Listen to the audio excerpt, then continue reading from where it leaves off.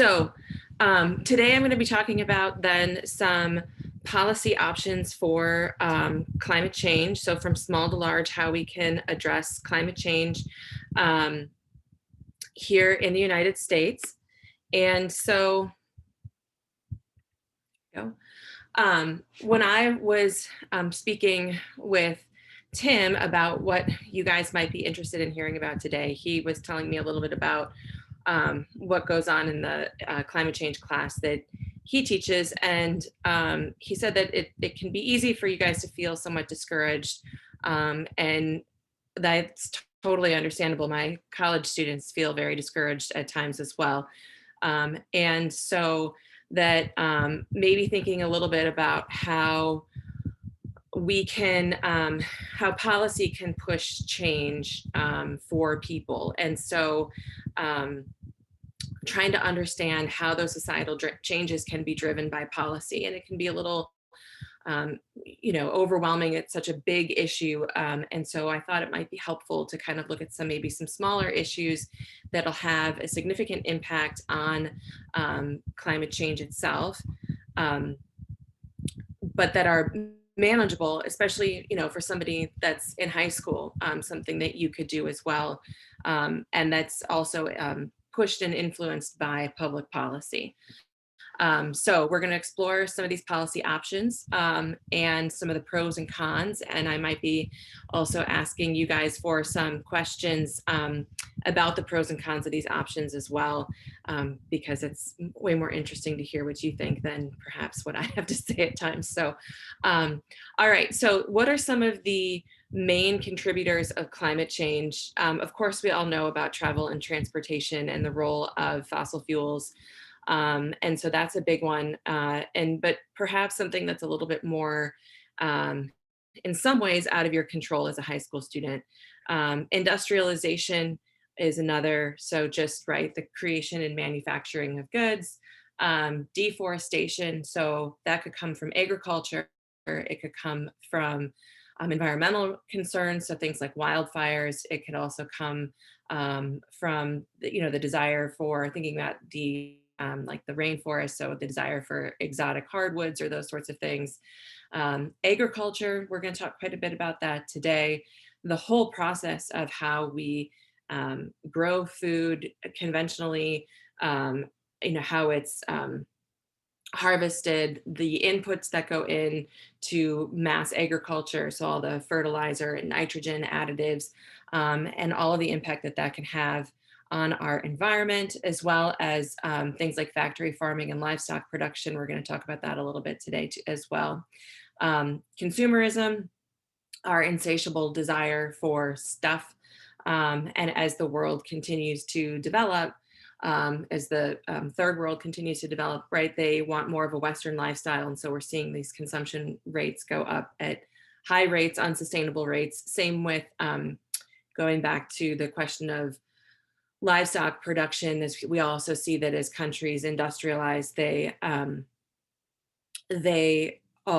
demand for meat goes up. And so as they continue to demand more meat, we're going to see even more of these negative impacts from agricultural uses. Electricity, of course, is a contributor to climate change, especially when it's coming from fossil fuels, and then the use of aerosols. All right, so what are some of these policy options? That's why we're here. That's what we're here to talk about today, that we can use to address some of these main contributors to climate change.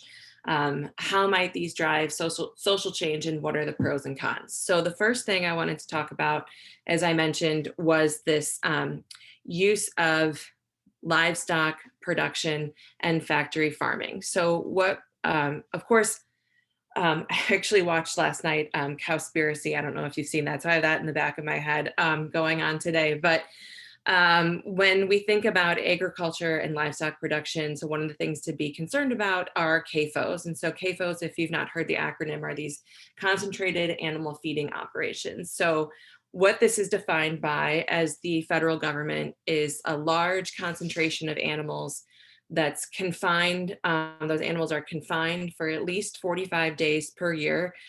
And their confinement surface is neither pasture or vegetative ground. So they're on some sort of artificial surface.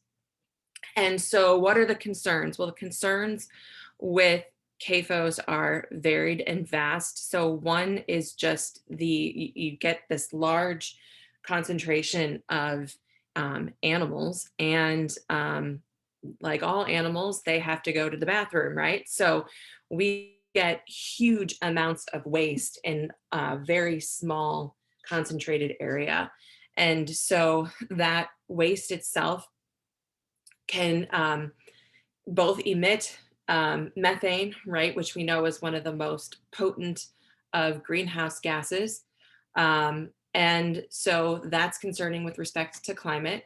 And then we also, the disposal of this waste and what do we do with it? So oftentimes they're put into big holding containers, big lagoons of animal waste, which is both gross and smelly, causes air pollution issues.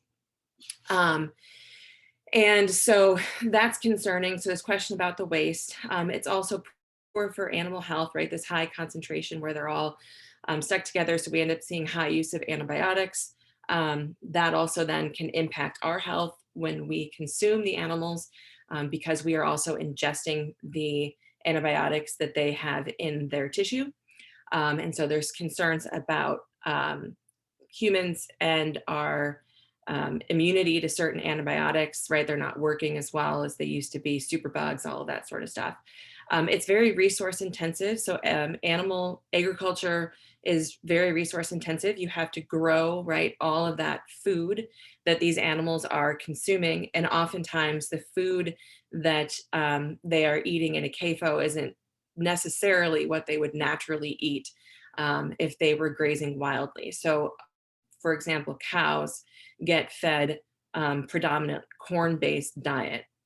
Now, cows don't naturally eat corn, and corn, when it is grown, requires a tremendous amount of fertilizer and nitrogen. It also consumes a ton of water. So we have the impact in terms of climate change on the feed, as well as, and then the harvesting of all that, and then the animal itself. So it's compounding, right, that footprint that we see as we're growing animals or raising animals for our consumption. And so again, as Americans, we eat quite a bit of meat on a regular basis, on more than other cultures. And again, as these cultures continue to westernize, their demand for meat is going up as well. And so we see this process of continued demands both on our environment as well as in terms of the climate. What is particularly interesting then in terms of a policy perspective on this is that we have actually very limited regulation and very limited oversight of these CAFOs, which is concerning then when we are thinking about what is going on here with respect to the climate. So what are some things then that we could do about this? Well, there's a couple things. One would be to create and enforce regulations related to CAFOs. And I underlined enforce here because we have a lot of policies that go on the books that aren't actually actively enforced by the government, which is problematic, right? And some of that comes down to funding and staff for those agencies and entities that are involved in oversight of agriculture or of power plants, or pick your venue in terms of what's your contributor to greenhouse gases. So what you could do here, right? So we're not, none of us are in government actively, but you can write your member of Congress. You can, if you know that there's a CAFO in your area or one is potentially going to be going in, right? You could go to City Hall. You could, take action on your own to try and either make sure that those some regulations get put in place, or that there's protections. Education, so understanding the environmental consequences of CAFOs. I think a lot of us, just for what a variety of reasons, right, that food at the grocery just sort of magically appears, right? It's sort of kind of mind blowing to think about the whole process of, that pound of ground beef showing up at the grocery store. And not only is it at that grocery store, but all across the country, right? All of that is available. It's so much food. And so understanding then the consequences of what kind of food that we're choosing to eat. So understanding where our food comes from, um, and then making choices that are environmentally sound, right? Which isn't to say there was, when the proposal for the Green New Deal came out a few years ago, conservatives in particular attached onto that, saying that Democrats were going to make sure that nobody in America could ever eat a hamburger again, and that was un-American because there's nothing more American than eating hamburgers. And that's just not true. But what the Green New Deal was trying to say was that we do need to be more conscious about the kinds of food that we're eating. And so another thing we could do would be to demand humane livestock conditions. So CAFOs generally are not considered, they're legal, but a lot of environmentalists and animal activists would argue that they are not humane. And then certified labeling. So when we think about organic produce that gets the certified label, right? So farmers have to pay quite a bit of money for that. There's a lot of oversight in terms of visits to the farm to make sure that they are abiding by the rules and regulations. But when it comes to labeling things as like free range or pasture raised or any of that stuff, the certifications are either non-existent or pretty loosely held, I guess we'll say. And so demanding from Congress, right, that they provide certified labeling so that people know exactly what they're getting and the impact and footprint that those products have on our environment. Another thing, large area here, moving a little bit away from livestock production in a sense, is the Farm Bill. So every 5 years, roughly, Congress puts forth a new Farm Bill. And so the last one was in 2018. The next one will come up around 2023, so a couple years from now. And a lot of agriculture has a huge impact on climate and climate change. And there's a lot of things that we could incentivize within the Farm Bill to promote greener practices and practices that are going to be less intensive in terms of our footprint with greenhouse gas emissions. So we could promote more efficient irrigation. I mean, that just has to do with water in general. So like drip irrigation uses much less water and is better for absorption of plants, but it's very expensive to put in. Better manure management. So again, here looking at the methane that comes from animals and animal waste. We spend a lot of time talking about CO2 and CO2 emissions, and that's because the half-life of CO2 in the atmosphere is hundreds of years, so it lasts just way longer. And methane is much shorter. The half-life of methane in the atmosphere, I can't remember off the top of my head, but it's like 15, 20 years. It's really not terribly long, but it's more potent. It's worse for climate change than CO2. And so making some of these changes and adjustments within agriculture could potentially have a huge impact on global warming and our greenhouse gas emissions. So that's why some of the things like Meatless Monday, right? Or at my house, it's Meatless Thursday, because we only shop once a week and we have nothing in our food or in our fridge by Thursday. But so right, making a conscious decision to eat less meat, and if you can do that over the course of several meals or several days, of course you could become vegetarian or vegan, which would be even better, but not everybody wants to do that. All of that's going to have an impact on greenhouse gas emissions and climate change. And it's something that you can really control, right, with your dollars and your body, what you are putting into it. Returning organic matter to the soil. So this has to do with like composting. And conventional agriculture is as I said, very resource intensive. And the more fertilizer, which, right, uses fossil fuels to create, and then more fossil fuels to spread your fertilizers onto your field. All of that is very resource intensive, and it's also very bad for soil health. So what we're seeing is that the addition of pesticides, the addition of fertilizers, herbicides, synthetic nitrogen is depleting the microbiology in our soil and making our soils sick, essentially. And so because they're sick, we have to keep adding in all of these extra output inputs, right? More fertilizer, more everything, right? Because our soil is unhealthy and not growing healthy plants. And so by returning organic matter to the soil through compost or cover crops, which is listed here, what that actually does is the soil health improves, the soil has then the ability to take in CO2 from the atmosphere and become a carbon sink. But unhealthy soils have a very challenging time doing that. So by returning this organic matter and improving our soil health, we can actually help address issues of climate change. And you think about all of the farmland across the United States, right? If we had a priority to return this organic matter and improve our soil health, the implications for climate change here in America would be, and the world, right, obviously, would be quite significant.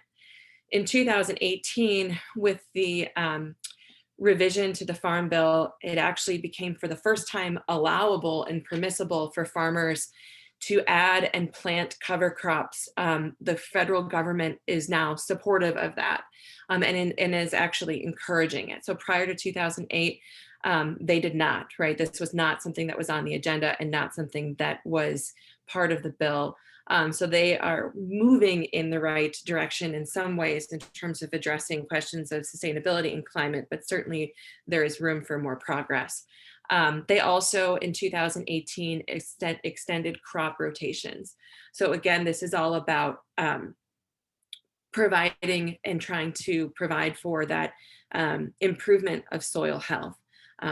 By rotating crops, things like adding legume rotation. So legumes add nitrogen back into the soil so that you don't have to add in synthetic nitrogen, which the manufacturing of is releases quite a bit of greenhouse gases. So trying to look at this from a little bit more of a holistic perspective. Preventing land conversion, so using existing land that's already been converted for farmland and not destroying wetlands or other areas, forest land, because forests and wetlands are also carbon sinks. So it's important that we leave them in place so that they can continue to do their job. Again, I've talked about this quite a bit. So fertilizer use, conservation tillage.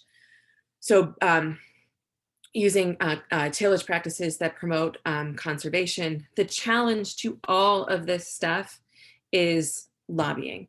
So your chemical farmers, the beef industry, the poultry industry, the pork industry, right? All of those.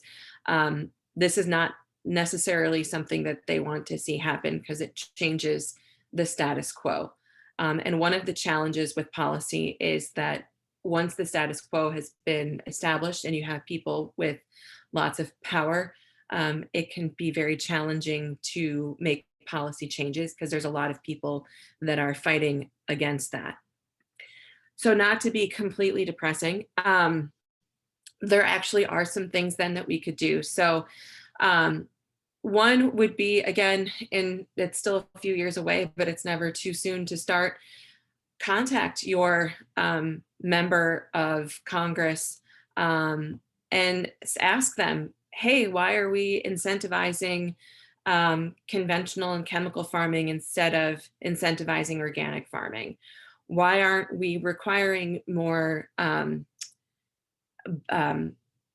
cover crops or more nutrients being added back into the soil?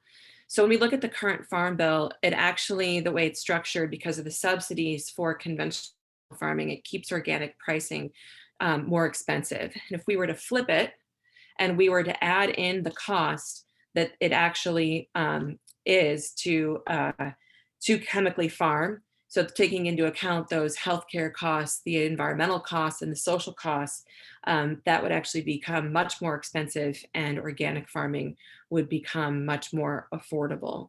So thinking about this, again, it's a thinking about how you spend your dollars and the priorities of where your food is coming from. Um, and again, this comes up in 2023 for reauthorization. So that's a couple of years from now, and there are opportunities, especially thinking about having a democratically controlled Congress at the moment, to promote more of these policies that are going to be addressing climate change. And it's not just about looking at, energy sectors and transportation. Thinking about our food and farming practices is also really critical to this conversation. So in the absence of policy, or with the existence of the policy that we do have, again, supporting organic farming, knowing where your food comes from, growing your own. I know during the height of the pandemic last spring, there was a lot of people that were taking up backyard gardening and planting their own food. And so that's a great way to do it as well. You don't need a lot of land. I have a city lot, and we grow as much as we can in the summer, and nothing tastes better than homegrown tomatoes and cucumbers. So growing your own food, eating less meat. And combined with all of this is this question of food waste. So if food waste were a nation, it would come in third after the United States and China in terms of greenhouse gas emissions, which is pretty incredible. If United States and China go back and forth in terms of being the number one emitters of greenhouse gases. And so food waste coming in third is pretty substantial. In America, we do a really good job of wasting food. The equivalent of our annual food waste is about the same as 37 million cars on the road annually. And so why do we have so much food waste? There's a few reasons. So one is supply chain. So things getting wasted in the supply chain process, things spoiling, things going bad, order mix-ups, manufacturing problems, those sorts of things. But once we get beyond that, imperfections. So if you go to the grocery store, right, and you're looking at buying, I'll use strawberries because those are a great example, and you hold up the conventional non-organic strawberries and you hold up the organic strawberries, you're probably going to notice that the organic ones might not be as red. They might have some weird shapes and divots on them. And the conventional ones are going to be perfectly shaped, right? They're going to be bright reddish, pinkish, and there's going to be no blemishes on them whatsoever. And so we've been taught, socialized, that those perfect ones are the ones we want to buy, and the other ones look weird, and so we're not going to eat them. Animal food waste. This is just the United States. So the question, can everybody see the questions or no? Is that just me? It says, what do you say annual food waste in America? Do you mean to include North and South America or just the USA? And so it is just the United States. It's the equivalent of 37 million cars in America, and it's just food waste. So, all right, let me get this to move out of the way. There we go. All right. So some of that is just thinking, right, so going back to this question of how can policy change our minds, right? So just thinking about food in general, right? It doesn't have to look perfect for it to still be good to eat. And getting over that. When we first started buying predominantly organic foods and produce, it took my husband forever to get over the fact that things didn't look perfect. He wanted to throw them away, and I'm like, no, it tastes just fine, right?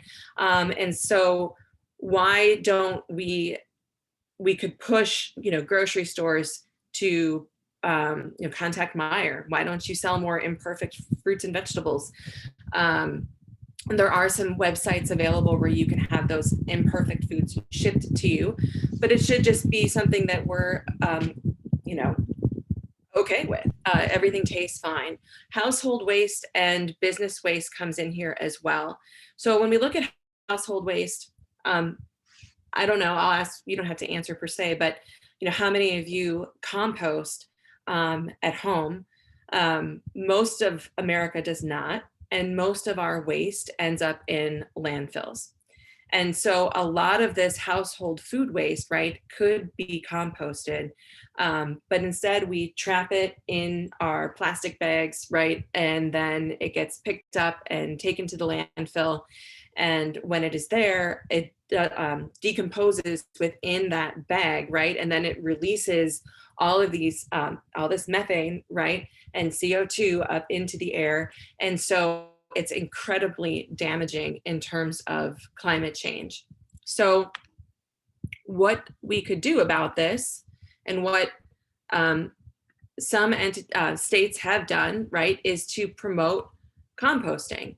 So composting itself returns nutrients to the soil, right? So the city of San Francisco, for example, they have a goal of zero waste by 2030. And so they have instituted citywide composting. So when they come pick up the trash, they pick up compost, and they pick up recyclables.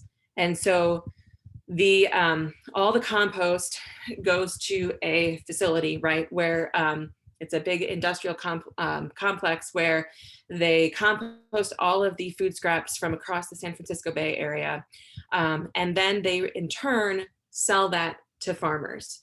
So farmers around the San Francisco area can buy the compost to spread on their fields, which returns nutrients to the soil. That in turn helps retain soil moisture. The nutrients also, because it makes the soil healthier, protects plants from disease and pests. It reduces landfill waste and the release of greenhouse gases because of the composting process. And another thing which San Francisco does not do, but other cities do, is bioreactors. So bioreactors are basically industrial scale composters, and they capture that methane from the decomposing food scraps and use that as a power source. So, right, just taking the byproduct of your food waste and then turning that into energy instead of it just being wasted in a landfill. So in Michigan, right, we don't, as a state, require composting. Some cities offer it for an additional fee. It is quite expensive if you do want to add that on. Of course, you can do backyard composting for free. But Seattle, San Francisco, New York City, and Massachusetts, the state of Massachusetts, all have implemented composting programs for businesses and homeowners. San Francisco was first, so they've sort of set the stage for this. Oftentimes, California is quite innovative in terms of environmental policy, and oftentimes things that they do will eventually get adopted on a larger scale here across the United States. They also were the first to ban disposable grocery bags and styrofoam as well. And so what they've done to incentivize people to compost is that they have made trash pickup and recycling more expensive than composting. So if I were to add composting to my trash here, instead of doing it myself, it's more expensive to compost than it is to have my trash picked up and to recycle. So again, creating policy that creates these incentives to make it cheaper for people to do something environmentally friendly like composting can push people, right, to do something that they normally wouldn't do. San Francisco has been very successful. As of last year, they are at 80% of their waste is being diverted from landfills. So it's either being recycled or composted. So they are on their way to that zero waste goal by 2030. So what could you do? You could contact your local city. Why don't we compost? What would it take to get municipal composting? And a lot of cities do take like yard scraps and leaves and those sorts of things, but this would be household waste, right? So it would be your salad scraps or your vegetable scraps or eggshells or coffee grounds or any of those sorts of compostable products. And so why don't we have, why isn't that the norm? And maybe it should be the norm, because again, one, we could capture energy. Two, it reduces greenhouse gases. Three, it's better for farms. So if farms aren't adding in all of these other inputs, then they're also reducing their footprint as well, right? So there's this whole cyclical process that can be driven by our behaviors. And most of these things, right, being conscious of where your food comes from, composting, they're relatively simple things that we can do. And if a lot of people did them, they would have a huge impact on our environment and on our footprint. Okay, so getting to some bigger ideas here. Another area that we see is market-based policies. Traditionally, what we've seen with market-based policies is they have targeted fossil fuels. So specifically looking at energy production and or the idea of adapting it to transportation. I know Professor Rabe is talking after me, and he is going to be talking a lot about carbon taxes. But one thing we could do would be to add carbon taxes. So this is something that's been talked about and floated around for quite a while. And so essentially what this is a tax on carbon-based fuels, and that if these taxes are high enough, it will promote people to change their behavior. Essentially what you're doing is paying for the impact of greenhouse gases on the environment for those carbon-intensive things that we use. The estimates vary, but from what I was looking up, a carbon tax would add about 89 cents to a gallon of gasoline here in the United States, and about $200 a month to an electric bill if your electricity is exclusively from coal. So a lot of our electricity is coal-based, or it could be natural gas, or a combination of the two with some renewables, right? So Michigan is one of those states that has a renewable energy portfolio. So some of our energy production does come from renewable sources. So obviously the challenge with market-based policies is this concern about cost, and what is it going to do to the bottom line of the average American on a monthly or weekly basis. So when in 2008, there was a cap and trade market-based policy that was proposed, Waxman Markey policy in Congress that would have addressed these issues, and it passed in the House but failed in the Senate. And those organizations that were against the passage of the policy did a very good job advertising about the potential negative impacts of passing such a policy in the United States and what it would do to the average American. But what is interesting to note about that is that there was a lot of the same concerns that came out of the Clean Air Act amendments that were passed in 1990, which instituted a cap and trade program on the release of sulfur and nitrogen oxides from power plants because they contributed to acid rain.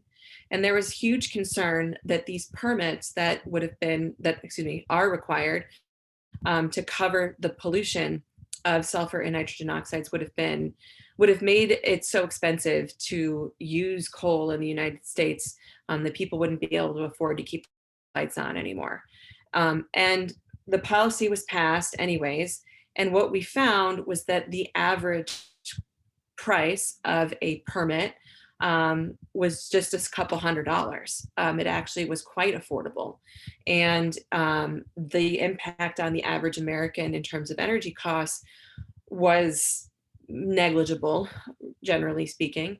And the policy has been very successful in terms of reducing acid rain across the United States because of the policy that we put in place.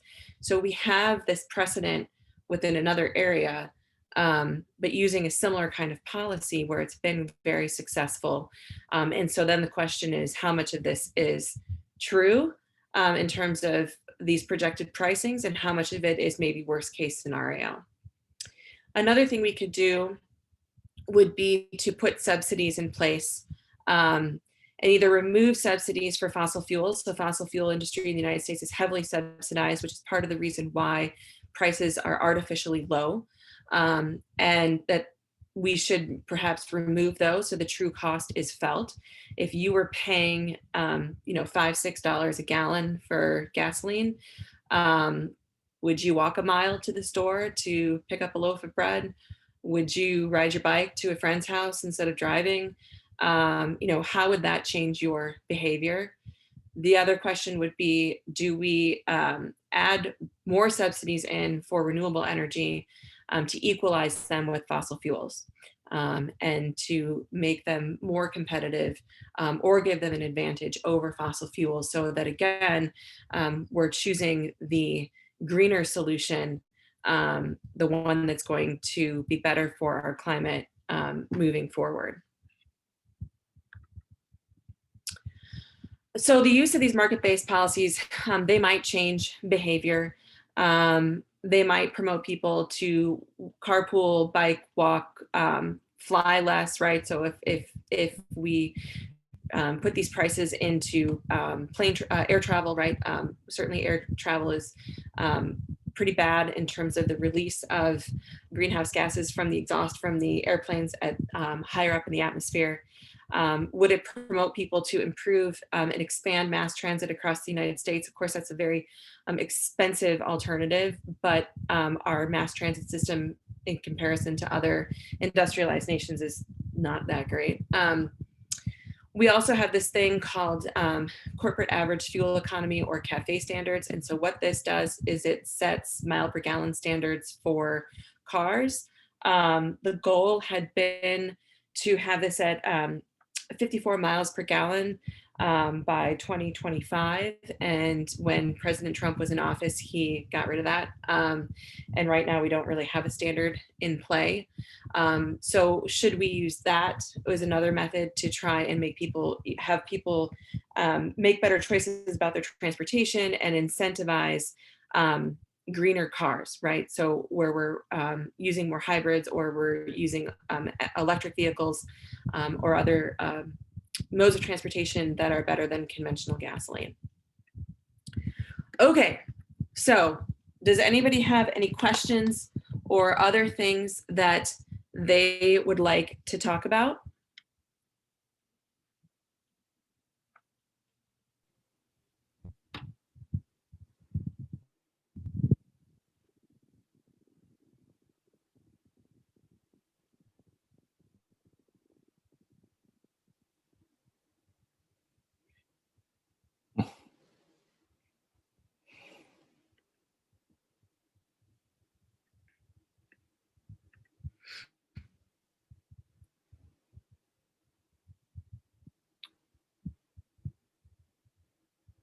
No.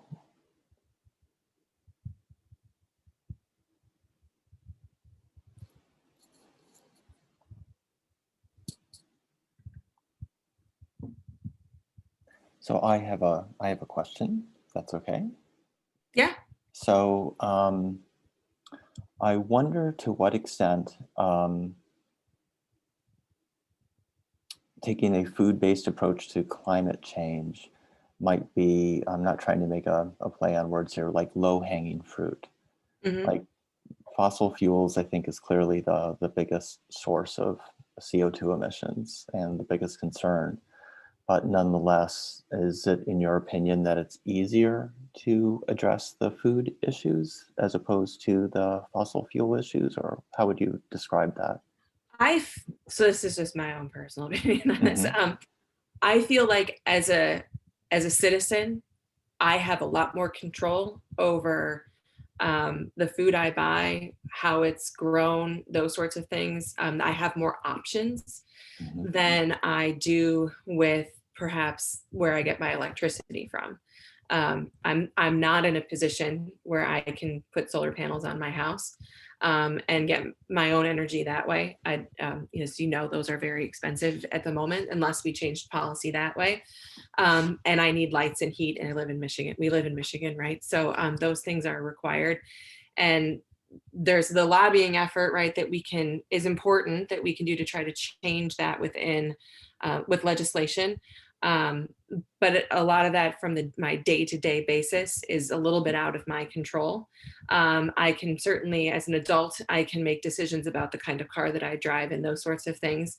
But I think that, you know, agriculture impacts both methane production, which we know is more potent to a more potent greenhouse gas, but it also is fossil fuel intensive. The manner in which we use fossil fuels throughout our conventional agricultural system compound that factor as well. And so by making those kinds of choices within agriculture, I think there's a lot of opportunity for improvement, and something that the average American can wrap their head around a little bit easier. And it's something you can feel like you're doing on your own. So there's a question: how do we find out about environmental policy that is currently trying to be passed so that we can show support for it? That's a really great question. So there's a couple of sources that you could use. So one, you could contact your personal member of Congress or your senator and find out what's going on. You can go to varying environmental groups, right? They will be talking about policies and proposals. So we will be seeing something coming forward in terms of legislation from the Biden administration or from by executive order. So we'll have to see which route they end up going. So those would be a couple of different places where you could go to look up information. It will also be getting news coverage. So that would be a good place, a good source as well.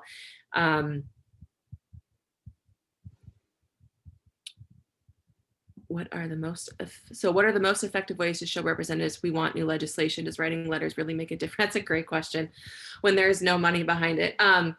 So yeah, if you've ever written a letter to a member of Congress, you sort of get that boilerplate panned letter back from the staffer, which can feel very disheartening. And so I do understand that. So does it make a difference? I think yes and no. I think it does make a difference. I don't want to be too cynical. If you have enough people calling and letting a representative know that they really are from their district, they are really not happy with a particular proposed policy, or they really want a policy, right? Those voices, those loud voices can be influential. It is the challenge of money is, I'm not going to lie. I mean, that lobbying groups are powerful. But your member of Congress wants to also keep their job. And if their constituents aren't happy, and they make that very clear, and there's a real threat that their reelection chances might be impacted by the way they vote on a particular issue or issues, you might be able to persuade them to do what you want. You can also support, you can use so most of us don't have the deep pockets of a lobbying group, right? But you can also use your money and use your dollars to promote and support those entities that you find to support your values, right? And so this is a different example, but there's been a lot of pressure on food companies to clean up their ingredient lists and to clean up their food labels. So eliminating ingredients that are harmful to our health, that are not necessary parts of the food. So getting rid of food dyes and Kraft mac and cheese and that sort of stuff, which they don't use in Europe, but we did use here. And it was community campaigning that got them to change their ways. So I think that when the public gets behind something and really is loud about it, we can make a difference. But we do have to, put the effort into it as well. It's really easy in this day and age, right, to click that like button and say, yeah, I support that. And then once we're off of social media, we don't do what we say, right? And so I think that the American public, social movements can be really powerful things, but it takes a lot of coordination and time and effort to do that. There's a question in chat. Would halal meat be considered better for the environment? No. Meat in general, the argument is that just meat is unsustainable.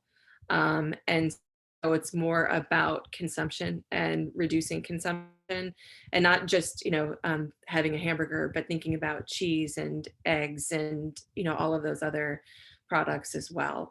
And so it's more about consumption than it is about how it's raised.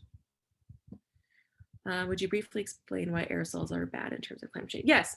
So aerosols tend to contain ingredients and materials. So things like CFCs and HCFCs, and those are also potent greenhouse gases. We have phased much of those out here in the West, but they are still in some products and ingredients, like refrigerants from air conditioners and things like that.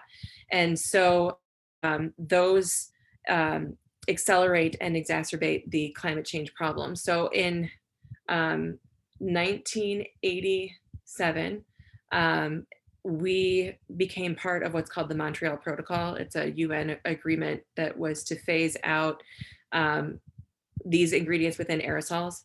And what we have, so the world agreed to this. This is actually kind of interesting because there was this debate between the developed world and the undeveloped world, and that the developing world needed to have these ingredients because they're behind us in terms of development and access to technologies and those sorts of things. And so we decided that we were going to have a two-tiered system where the West would be more proactive in getting rid of this stuff, and there was a slower timetable for the developing world. And why that's interesting is because that's sort of some of the debates that we've had with climate change, where the West wants the developing world to be on the same level as us, right? And so we have this power struggle between the two. And so anyways, we decided that we were going to go ahead and do this. And research came out a few years ago that we didn't realize at the time in the mid 80s, but had we not moved forward on addressing these aerosols, we would have basically our ozone layer would be on the verge of collapse, because we had the holes in the ozone layer which were being caused by these materials. And so the ozone layer would be on the verge of collapse. The number of cataract and cancer cases would have skyrocketed across the United States, and it also would have accelerated the heating of the earth. So the global warming would have accelerated with these materials in the atmosphere as well, to the degree where we would have already tipped those temperature points that we're trying to, that 1.5 degrees that we're trying to avoid. And it was something like in LA and DC, the UV index in the middle of summer would have been over 30. Anything over 11 is seen as high. So it's just incredible.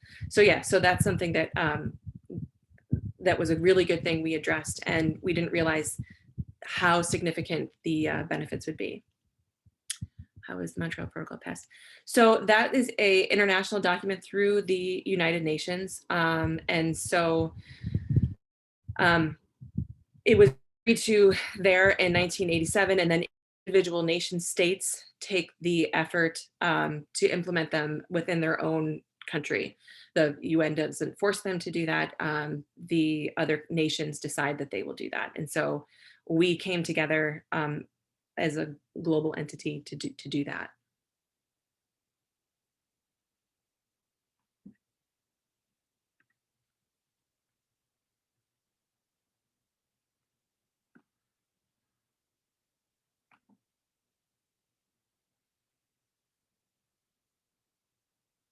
Are there any other questions?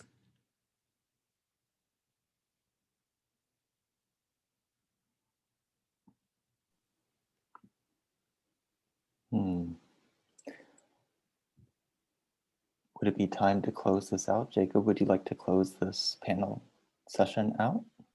Looks like we have one more question in the chat. Okay. What are some careers in environmental policy? There's a lot of careers in environmental policy. So interest groups, think tanks, government, environmental law would be another example. Most businesses actually, especially large businesses, have environmental, some sort of environmental entity, or sustainability is usually what it's labeled as, component of them as well. So you can get certificates and degrees in environmental studies. You can work on the biology or science side of it as well, and do research. I mean, there's all kinds of things, and the environmental field is growing significantly. I have a friend who's in insurance and deals with environmental insurance. So he provides insurance for businesses that are potentially doing things that might harm the environment. So you can go on that side of it as well. So yeah, there's lots of options in terms of environmental policy or just environmental oriented careers that have, a big impact on, where we go from here.